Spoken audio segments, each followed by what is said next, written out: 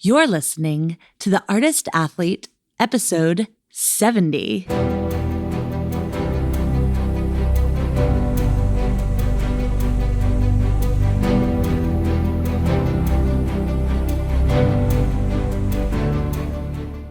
This podcast is dedicated to circus.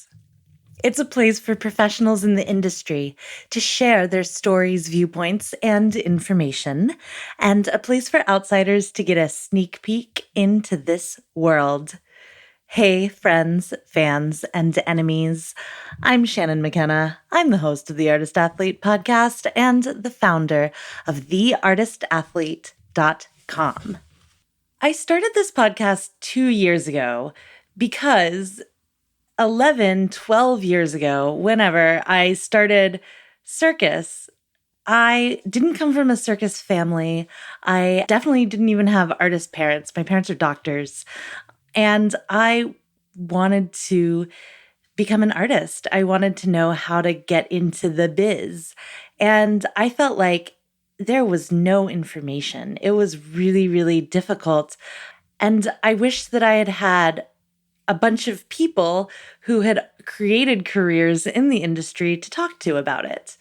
So I always say that this podcast is kind of a little time capsule that I wish I could send back in time to myself so that little Shannon could listen to this and hear all the great advice from guests. That's why at the end of every episode, I always ask, what advice would you give to yourself at the beginning of your career? Because my thought was always, what advice could someone else give me when I was that little girl? Well, I was 22, 23, but just starting out, trying to figure out how to be a circus artist. If you have found this podcast helpful, inspirational, educational, if you like what I'm putting out every week, consider becoming a Patreon. Patreon is a website that helps me collect small amounts of money every month from listeners like you. You can sign up. You can give as little as $1. You can give $30 if you want, or even more. Go crazy. Patreons get access to behind-the-scenes footage, recording, writing, pictures that I will post. They also get a sticker and many more things that are coming. If you want to sign up, go to patreon.com/theartistathlete. Again, that's www, which is short for World Wide Web, www.patreon.com/theartistathlete, and sign up to become a Patreon today. My guest today is Eric Bates. Eric Bates is an American circus artist from Facein, Vermont. He specializes in cigar box juggling, a discipline in which he is considered to be one of the best in the world. Eric graduated from the National Circus School of Montreal in 2011. He worked for the Seven Fingers and founded his own company along with 3 other members called Barcode Circus Company. In this podcast interview, Eric jokes that this is an Aerialist podcast. I personally am an aerialist, but I am a circus fan of all disciplines, including the ones that Eric is a part of, cigar box juggling and Russian bar, which he explains in the interview. If you're also a fan of circus and want to learn more about any of the disciplines we talk about, I have a ton of interviews, over 70 now, and you can go back into the archives and listen. If you're specifically interested in juggling, you can go back to episode 18 with Marvin Ong, episode 32 with Wes Peden, or episode 50 with Freya Wild. But those will be there later. First, listen in. Here's my interview with Eric Bates.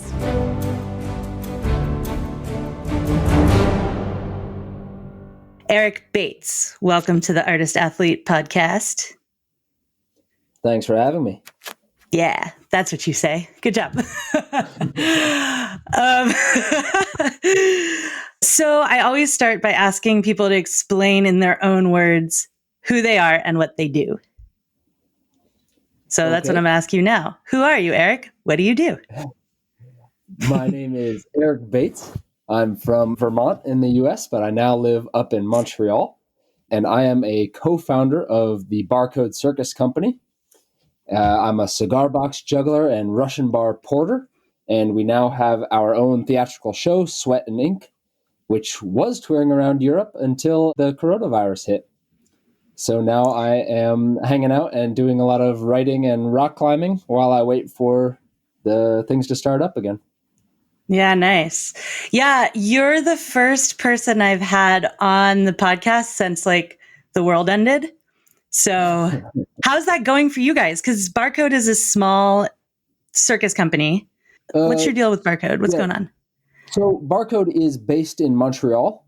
We are 4 artists, and our CEO is Sophie Picard, who's like our administrator. Used to work for Cirque du Soleil and the Seven Fingers, and she's basically quietly responsible for most of the small circus companies' success in Montreal.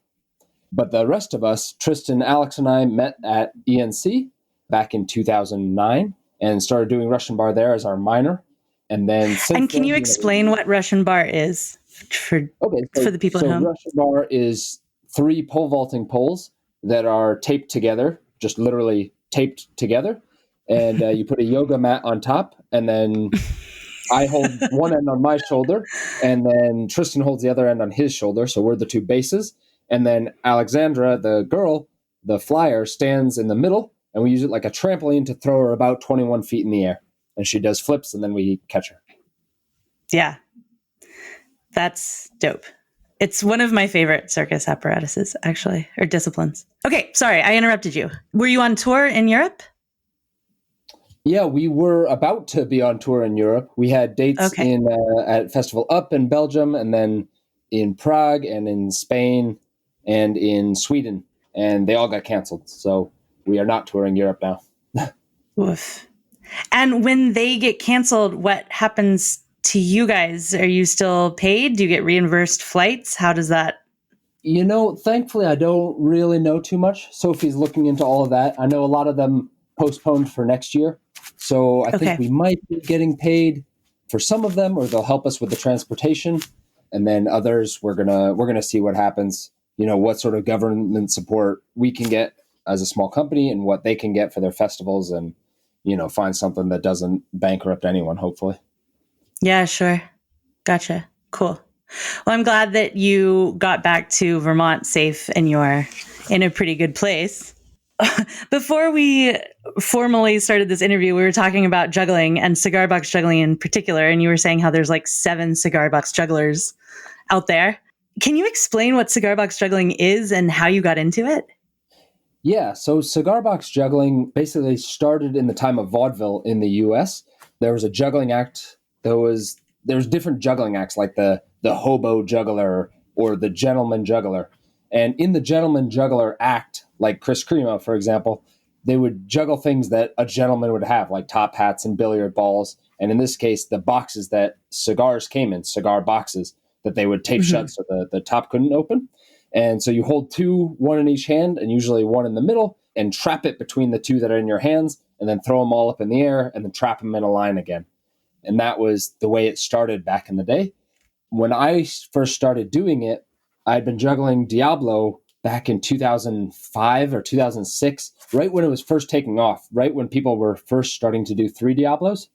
And my friend... And Diablo is the thing with the string and the 2 poles, and there's a little like a...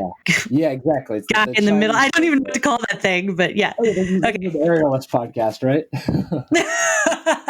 Okay. Diablo is like a top that sits on a string that's connected to 2 sticks that you hold, and it spins, and you throw it up and catch it, and do very cool stuff with it. Nice. Anyway, that was exploding and getting really popular, and I had a friend that was kind of at the front of this wave of like new innovation, and I said, man, that's so cool to head out into uncharted juggling waters, because with balls and clubs and the traditional stuff, it was like people were juggling 14 rings, I felt like I would never do something new, whereas that was like a blank slate. So I was really excited about it, so I decided to focus on that, and that's how I started being a cigar box juggler. So it was like the drive toward innovation, or the intimidation of like the trajectory it would take to be a really good juggler. juggler, prop juggler. What Yeah, you call like a normal juggler who throws shit in the air? Yeah. toss juggler. Oh, okay. Toss juggler. Work. Yeah. Yeah, I mean now I see so many people do creative stuff in their own styles, and especially movement-based styles and performing styles, that you can really still be innovative with the same props people have been juggling since the Egyptians, you know. But at the Mm-hmm. time, it felt like, man, I was never going to invent anything new, which Mm. is what's so exciting, or that was exciting to me at the time, and is still exciting. So I wanted to focus on this thing that I was already pretty good at, you know, as good as the best people I'd ever seen on the internet, which is more than I could have said about any other prop. And so I was like, okay, I can really take this thing off and make it my own. So that's what I did. And how do you develop things that are new? I don't know. I mean, you can kind of get inspiration from anywhere. Like if you do a trick with 3, you can try it with 4. If you see someone do a cool skateboarding trick, you can say, can I do that with the boxes? Like I went through this whole phase of trying to use my feet in a way to hold the boxes, and like, you know, what would a manual or an ollie or a whatever look like in juggling? Or you can be inspired by movement. You know, if you see a dance move that you like, or a break dance move, or a quality of movement, just maybe a very fluid movement as opposed to a really staccato style of juggling. I would just take these different inspirations and see where I could go with them, and just put on music and play and see what I could find. So it was like kind of a fusion of these different like movement styles, and then you and your prop. Absolutely. Yeah, I think Cool.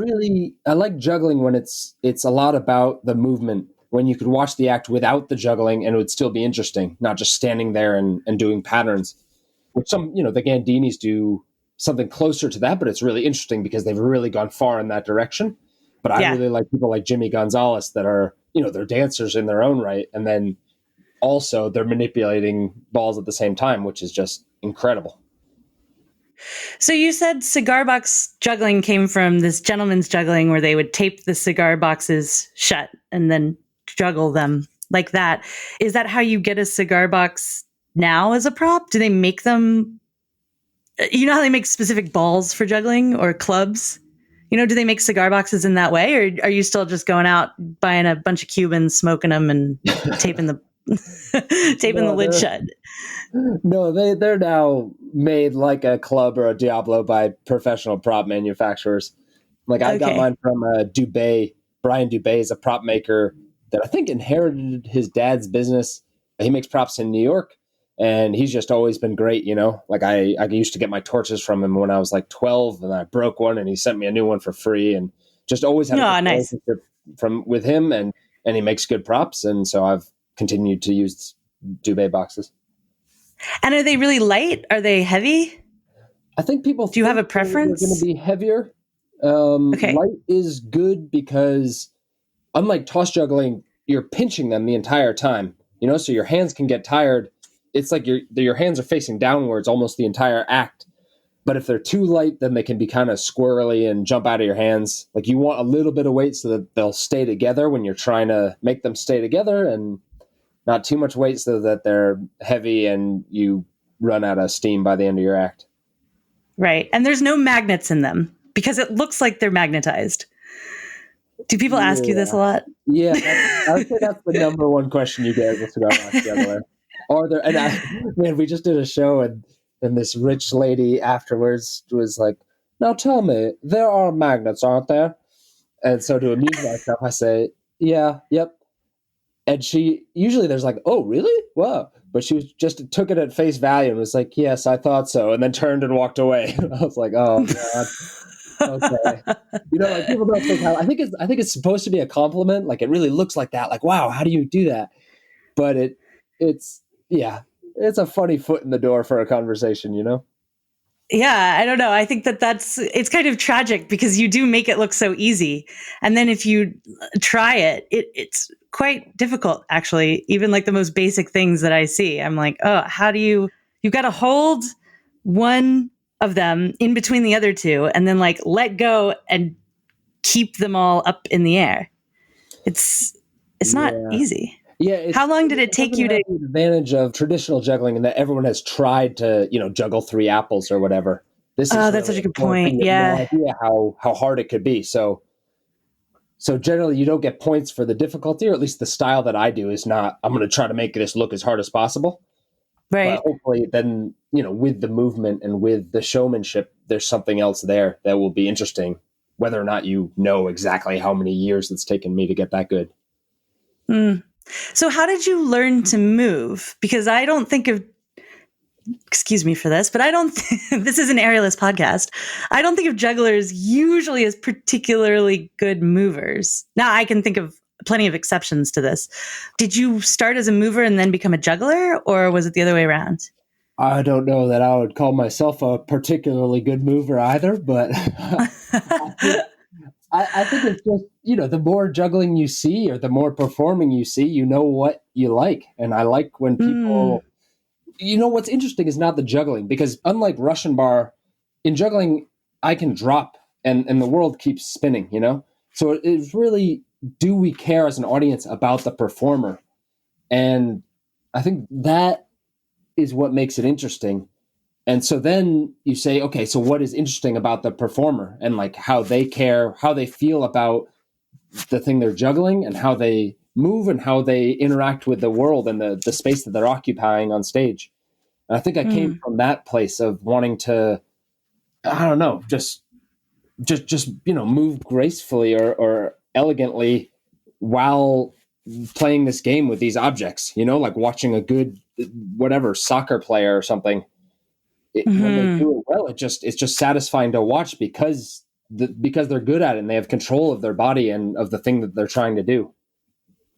So for you, when you're developing things, does the movement come first or do the tricks come first? I think ideally it happens simultaneously. When I get to harder tricks with 4 and 5 boxes, it certainly helps to stand in one place and just do the trick. And adding movement can make it harder to catch the thing. Uh-huh. But I guess for that reason too, I like doing more stuff with 3 because there's so many more possibilities that can incorporate movement. Like I do one I call Mm-hmm. the straight jacket, where I don't know how to describe this on a podcast, but basically it's like if you reach both arms around your neck like a straight jacket, but I'm catching the boxes behind my neck like that. Wait, what? Really? So like I'm hugging myself, but like going up to my neck. Yeah, I'm like doing it right. yeah. Like try to catch your hands behind your own neck, but that's what I'm doing, but Whoa. with the box behind it, and it's like a movement and a trick all at once. And Yeah. it came from, I don't know if you know the breakdancer Rubber Legs, but there's this guy and he does these like little flashes of movement where he'll like stand on one hand with a foot behind his head and the other foot like standing on his fingers at the same time that his other hand is like threaded through his knee or something, and he holds it for like 1 second. And it made Mm. me think of this, how do you say piste, like a direction of research for this makes me uncomfortable, and trying to find positions that are like really uncomfortable and awkward, but super interesting because of that you wouldn't, Mm. the easy thing in juggling to just stand there and try to do your tricks and move as little as possible isn't going to be the most interesting thing.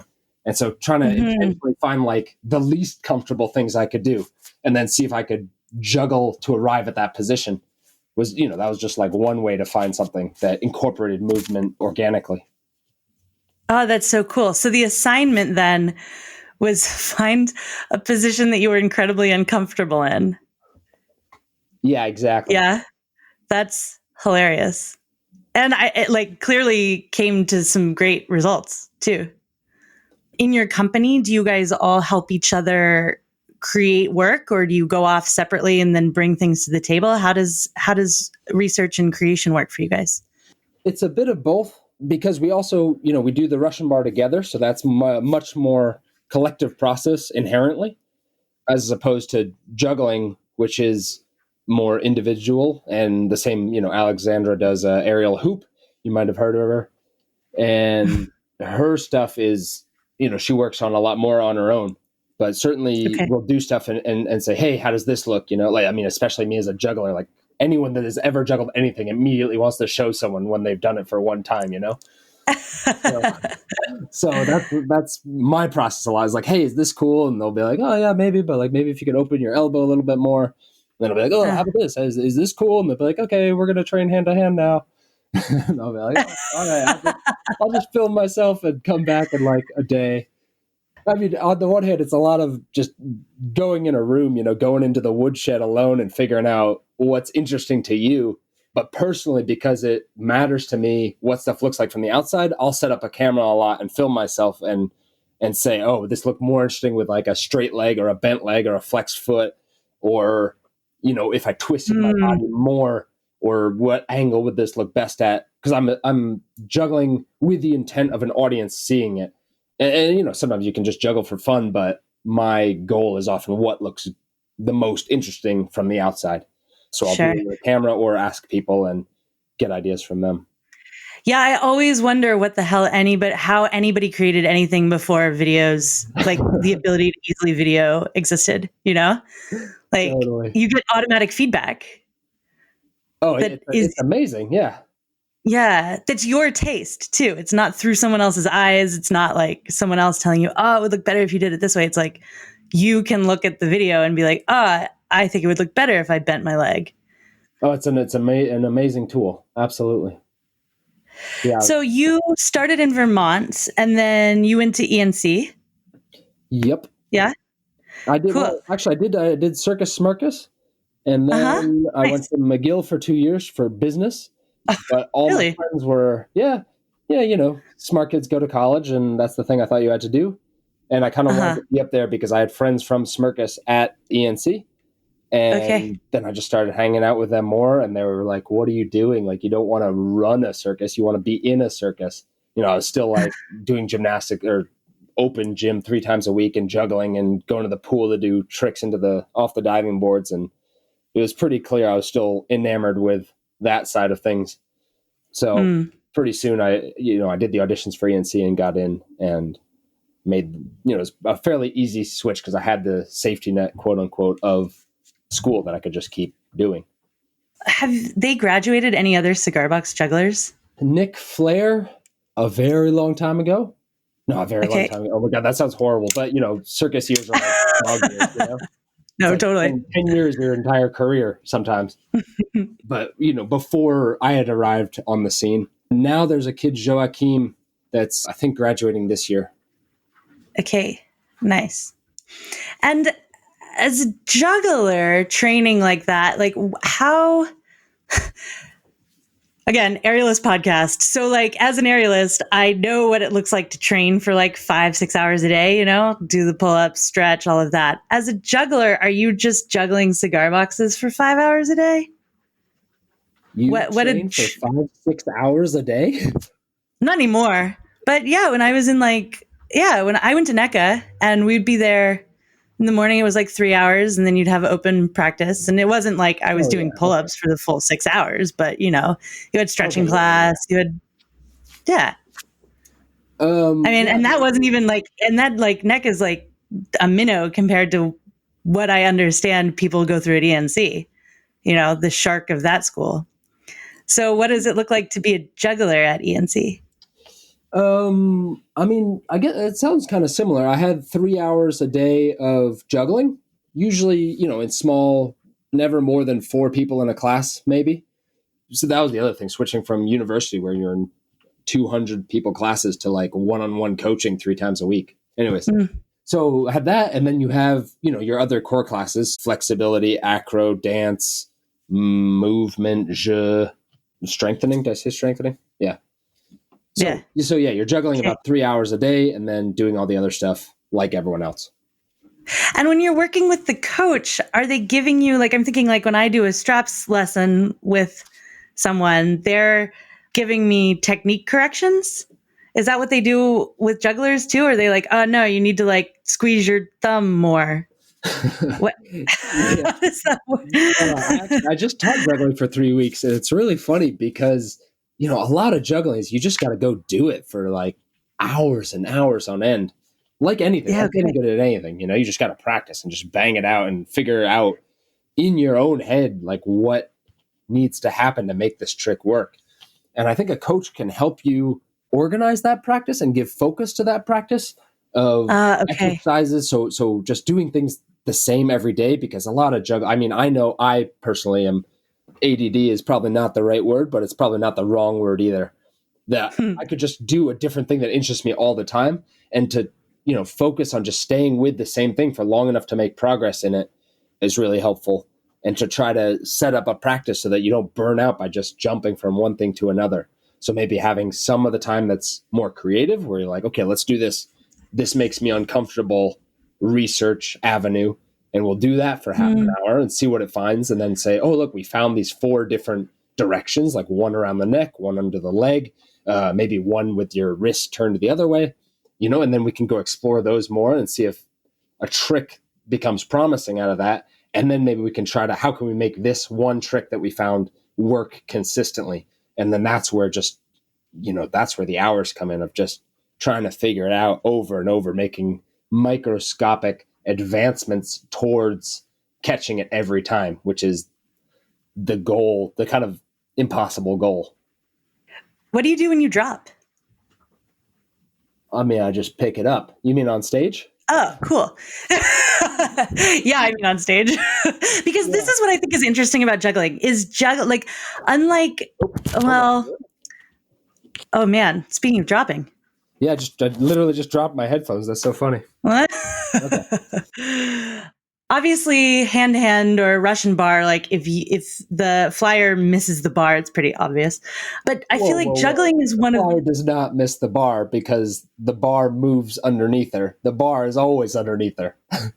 Oh, right. Sorry. We do not drop flyers. That's you're not allowed to drop when you're a bass. No. Nope. So if the flyer falls off the bar, that's better, because of not the bass's fault. Not the fault.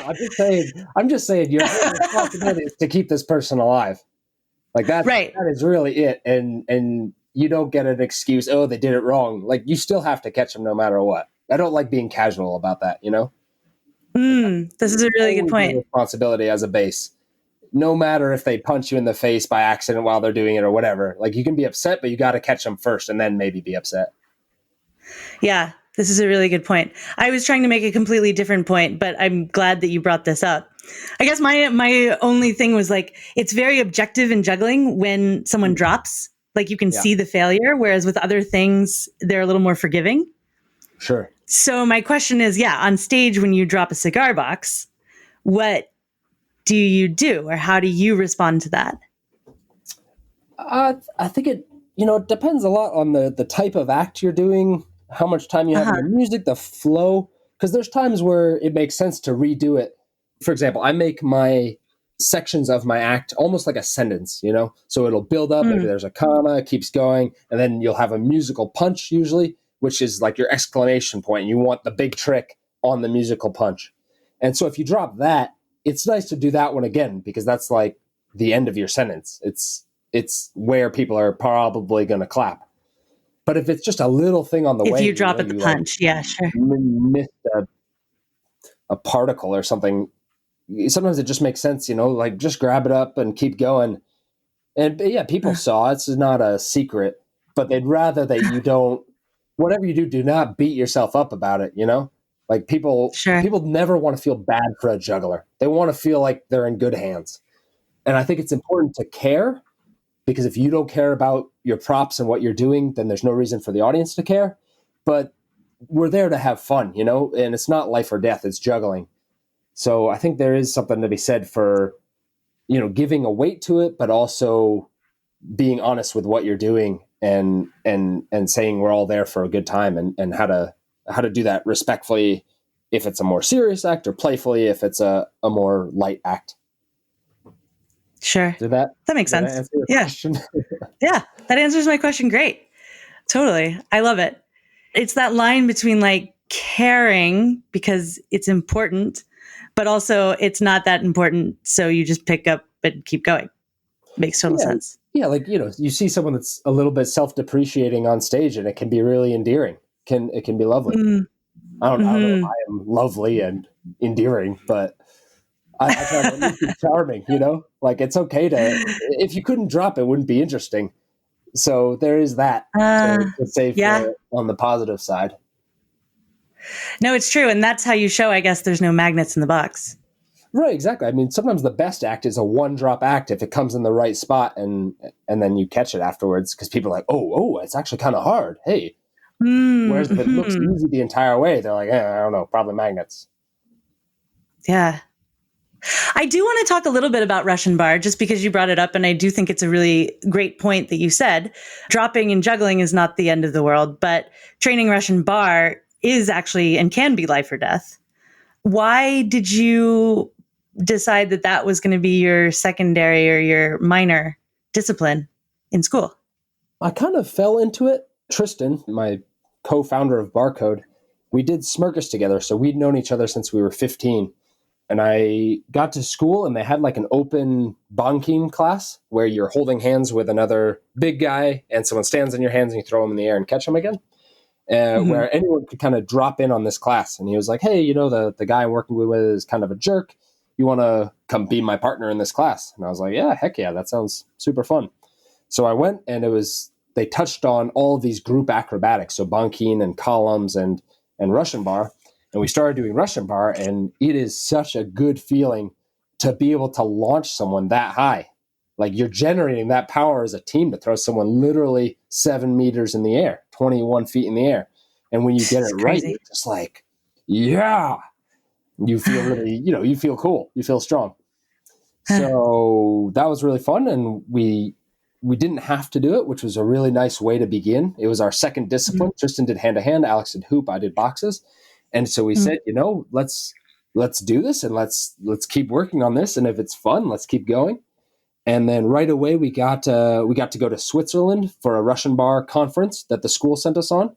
And then we got a job with the Seven Fingers that summer doing all of our acts, including the Russian bar. And we were like, this is pretty sweet. We like this. This is going well.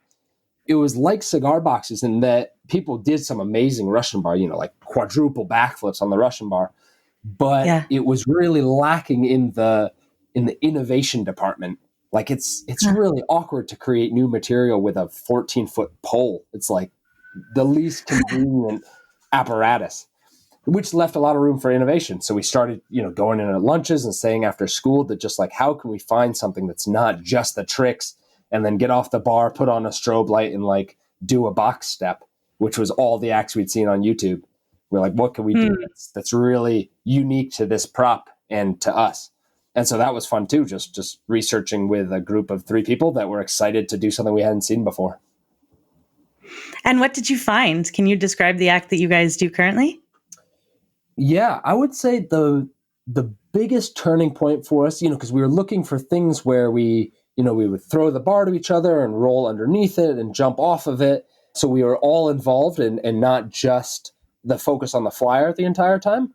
But a big key to it was that when you learn Russian bar, basically how it works is the girl standing on the bar, in our case it's a girl, it doesn't have to be a girl, but the flyer, when she's standing there, tries to squeeze all of her muscles and she actually falls left and right. So she doesn't balance herself left and right on the bar.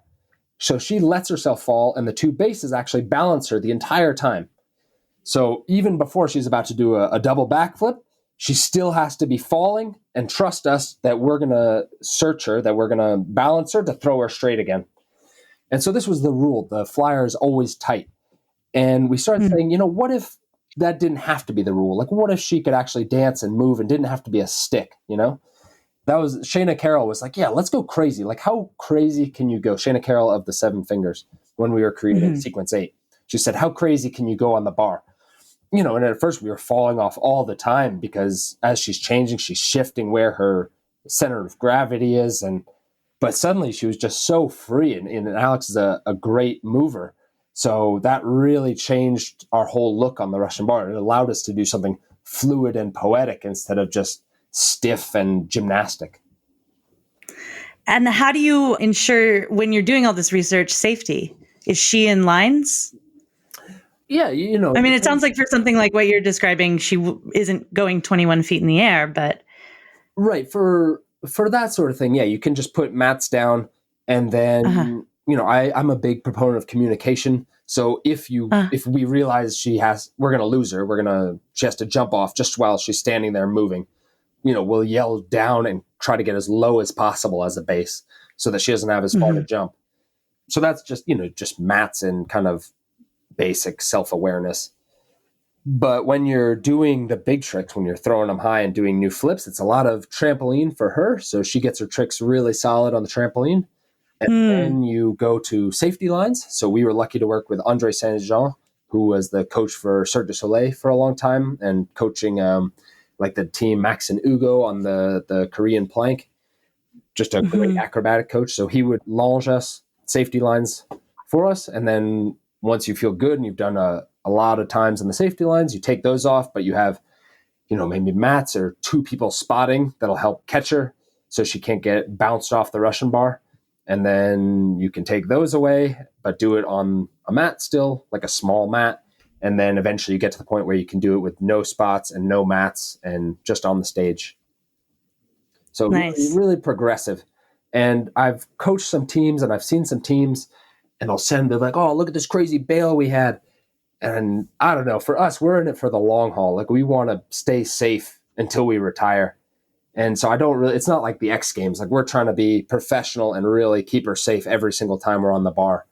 And I think that's also been a contributor to our success because we have a very clean look on the Russian bar, that she's very graceful, probably from her aerial background. She's graceful in the air and graceful on the bar, and it never looks sketchy, which is something that's a look that we really push to do well. Yeah, I think the point you made earlier about how you don't want to feel bad for the juggler or you want to feel like in good hands. I feel like that's true throughout circus. Like there's an aspect of danger, but you want to be excited about the dangerous thing. You don't want to be scared shitless for the performer's safety. Absolutely. And the danger is there. You don't need to milk it. Like they see what's going on. They see that there's 6 motorcycles in the ball, or that the girl on the tissue is, I keep saying girl, but the person on the tissue is, 40 feet in the air. Like they get it. And you don't really need to do any fake falls or anything for them to appreciate that. And not to say that there's not a place for that and that people don't employ that to good use in, more traditional circuses generally. But I think you can also just accept that people know that's there and do something entirely different. And that doesn't make that side of things go away. It just puts the emphasis somewhere else. You did sequence 8 with the Fingers. And the Seven Fingers is a Montreal-based circus company, for those of y'all who don't know. Did you go directly from working with them to creating Barcode? So we had been calling ourselves Barcode before that, but we weren't a company. And then after we finished 3 years with the Fingers, which was awesome, but we were ready for a new challenge. And so we started doing, just random gigs here and there, doing shows all over the place, which was really liberating at first after 3 years of the same show. But then, once you've done 2 or 3 years of that, you're like, oh, this is kind of like the same thing all the time, but with different musics and costumes. And we missed that creative experience that we'd had with the Fingers, where we had, we did like a 5-month creation period, just trying all sorts of different things to really hone in on what we wanted to say and how we wanted to do this circus show. And we felt we've at that point, we had started working with Eve Bigel, who is Tristan's flyer, because we knew if we wanted to do a theatrical show, we wanted to do it with all of our disciplines, and we couldn't do it without Tristan having a flyer that we liked to work with, that he was comfortable with and that got along well with our team and everything. So once she came in, we almost immediately said, hey, let's make a circus show, since we already had our 5 acts between the juggling, hoop, bar, hand-to-hand, and Ev came in with a mini teeter board. So we started learning that as well. And then we founded the company and we started making the show, and then we've been getting the show started since then. It's actually a much different process from the corpo world, which we had done a lot more of. And how is it different? I mean, it's just a slower timeline, like theaters book shows a year in advance because they have to print the programs, and to book those shows, they often want to see those shows live. And so, we did a show almost a year ago now, and people came, and so maybe 5 or 6 of them booked the show, and we're like, oh, okay. A year later, we had a tour going. I think we had 20 shows booked for this year that just got canceled. And from there, then more people will come. And eventually you have, a full tour scheduled. But in the beginning, it's not like picking up a gig 2 months out, or like we get called sometimes days before, like, hey, can you come to Mexico to do Russian bar or boxes? And we'll just go do it. We'll just pack up and go. And this is like so much more planning of reserving theaters and reserving training space and teaching your technicians and cargo and figuring out, all the stuff that we took for granted when you're just an artist doing your thing and, complaining that your hotel bed isn't big enough or whatever. You really, Yeah. you really feel treated like a king when you're working for someone else again. You're like, yes, I will be the best behaved, happiest little cog in the machine right now. Yeah. Wow. Okay. So it sounds like what you're doing is kind of like running Barcode and then taking gigs also to kind of help get you through that time where your name is getting out there. Yeah. Yeah, that's exactly right. And it's really different markets too. Like we have a lot of people calling us just constantly for our acts because we've been doing that for so long. And we're pretty good at the short-term turnaround and stuff. As we get our name out to the theaters, it's just a completely different crowd. And luckily we've got a foot in the door because we played theaters in Europe with the Seven Fingers, so people already recognize us. And it helps that Alex happens to know everyone. But yeah. I mean, otherwise, it's always a mix. Like we love doing everything. We've done street performing, we've done corporate events, we've done our own show, we've done other people's show, we've done touring shows, we've done stationary shows. Like we just like sampling it all. We want to try new stuff, Very cool. Awesome. Well, I have one last question for you, Eric. Yeah. Which is, what advice would you give to yourself at the beginning of your career? Yeah, I was just thinking about this because I was teaching at the school, and I remember when I was in Montreal, you see the shows that come through Montreal, but you've only got a really vague idea of what's out there. And so just trying to meet as many people and ask them about their experiences and see as many shows and as many different styles of things as possible so you can figure out what you like and what you don't like and where you might want to see yourself. I think that was really helpful. The more I've seen, the more I've realized how broad circus is and how there's a spot for everyone to find a place that makes them happy artistically and financially. And, it's a balance with everything. So yeah, I would say just try to see as much as possible and talk to as many people as possible on all sides of the equation, talk to the producers and talk to the people booking shows and the people making costumes, because this is a really good point. And eventually, I'm 32 now, and now I'm seeing those other sides of the job, and I'm getting super interested in it now. But had I already put more interest in it earlier, I'd be in a better place now to, take advantage of all that learning I could have done in the past. For sure. And well, now you've got your business degree also to fall back on. No, I left school. I didn't finish, but I've got my own business now anyways. So there you go. Yeah, that'll teach you a lot for sure. Thank you so much for coming on, Eric. I really appreciate it. Yeah, thanks for having me, Shannon. Yeah, stay healthy. Yeah, you do. Keep up the good work. Thank you. I will do my darndest. Alrighty. Bye. That was my interview with Eric Bates. To find Eric Bates online, he's on Instagram at Cigar Box Juggler and online at ericbates.com. And I highly recommend, I put in the show notes some videos of the trailer for Barcode Circus Company, which you can also follow on Instagram at barcode_circus_company, or go to barcodecircuscompany.com. If you go to theartistathlete.com, there's a little tab that says podcast.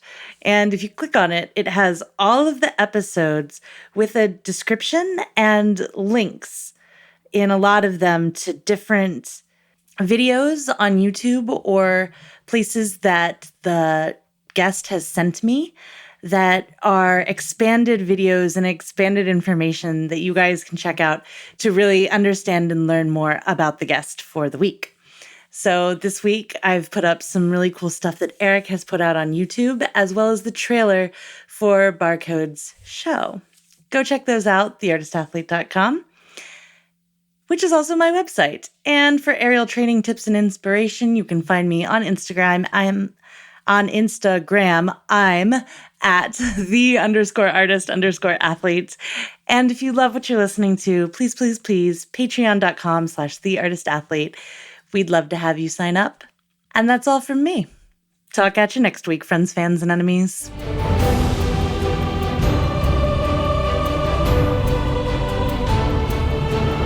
The Artist Athlete Podcast is supported solely by donations from people like you. Here's what some of those people have to say. Aloha! My name is Beth Russell, and I live on the beautiful island of Maui, Hawaii. I am an aerial artist and movement instructor specializing in chakra yoga to keep me balanced and grounded. I play with silks, trapeze, lyra, rope, acro, aerial yoga and dance, slacklining, pole, bungee, and climbing. Really anything that goes up and allows me to explore 3D space. You can find my dedicated aerial page on Instagram at Maui Aerialist. If you find yourself coming to Maui, let's play. Hey there, friends, fans, and enemies. This is Chris Alston, Patreon of the Artist Athlete Podcast. Straps artist and lyra performer and acrobat out of Greenville, South Carolina. So, if you're ever passing through, make sure to stop in and see me and my friends. We have a wonderful space, and we'd love to see you. Hi, my name is Erica Lee. I'm from St. Louis, Missouri, and I'm an aerialist. I teach performing arts to elementary school during the day and do pole and slings and rope by night. I really, really like the Artist Athlete podcast because it gives me a lot of circus goals to look forward to. It gives me a lot of insight on what's going on around the world in circus, and that's why I'm Patreon. Hello, all. Thank you for tuning in to the Artist Athlete podcast. I am Opal Schwartz from Minneapolis, Minnesota. If you're ever in the cities, feel free to stop by the Aviary Minneapolis. It's a great time. With that, I hope you all have a wonderful rest of your week, and goodbye. Hey there, artists and athletes. This is Andy Smith, owner and artistic director at Saltaire Circus School in Jacksonville Beach, Florida. And I want to thank you for contributing to the Artist Athlete podcast. If you ever find yourself down in Florida, come check us out. Whether you're an artist, athlete, or someone ordinary just looking to be extraordinary, we got a place for you.